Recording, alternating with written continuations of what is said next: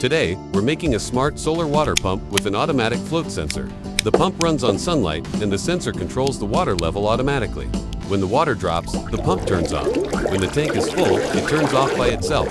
No electricity bill, no maintenance, and 100% eco-friendly. A simple DIY idea to bring technology and nature together.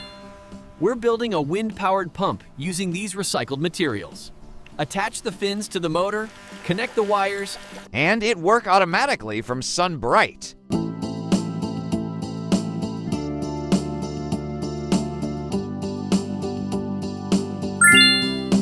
We'll use these spoons to create the turbine blades, then connect it directly to the motor.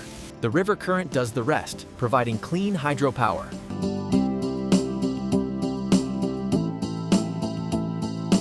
If you find this video helpful, please follow and like then share to your friends.